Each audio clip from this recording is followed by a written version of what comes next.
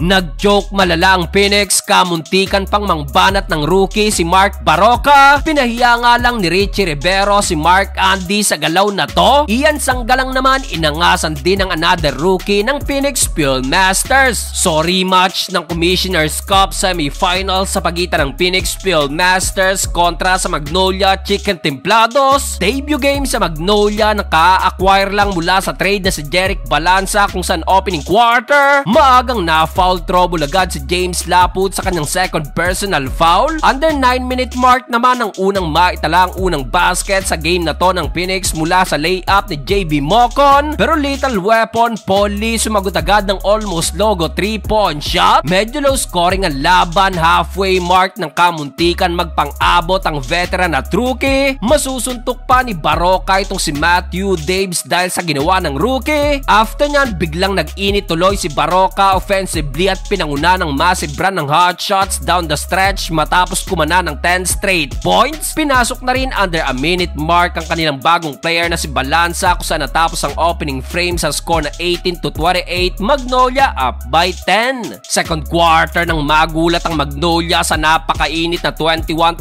run ng Phoenix Fieldmasters. Takeover mode ang dalawang veterano Jason Perkins at RJ Hasul together with their rookie na si Rafi Verano na kumana rin ng 8 straight points. Well, nabasag na lang yan under 5-minute mark ni Ian Sanggalang pero Verano again at Mocon sinagot lang yan ng back-to-back 3-point shot. Pinutata pa ni Ken Salado ang kanyang former duo na si Gio Halalon. Grabe outside shooting ng Phoenix, a total of 10 3-pointers na so far kaya bigla ring namaga sa double digit ang kanilang lamang 47-57. Pinahiya pa ng rookie na si Richie Rivero ang depensa ng veterano na si Mark Barroca sa play na to. Start of the third quarter na natiling mainit si RJ Hasul na kumana na naman ang another back-to-back 3-point shot. Ikalima na yan ni Hasul, a total of 19 points kaso after nyan, dito na nakabawi ng run ng Magnolia. The Beast Calvin Abueva kumana ng back-to-back basket. Unstoppable din sa ilalim si Ian Sanggalang na inangasan pa ang rookie na si Verano sa kanyang back-to-back and one. Mark Barroca naman still on fire with already 22 points at dahil sa kanyang wing 3-pointer, muling nabawi ng hot shots ang kalamangan 79-77. Dito na lang din naitala ni Jerick Balanza ang kanyang debut points. Fourth and final quarter, nagtuloy-tuloy pang mainit na ranayan ng Magnolia. Tuluyang nag-joke na rin ang Phoenix Fieldmasters. Abu Trotter at Joseph Eriobu dinominate ang painted area at kumana ng combined 16 points off the bench. Gandang bunot ni Coach Chito at dahil dyan unti-unti nang nakumpleto ng hot shots ang kanilang comeback sa second half. Pag-upo ng dalawa, abay Pinatubo Brothers naman ang kumana sa pintura. Sa uli, panalo ang hot shots sa likod ng 20+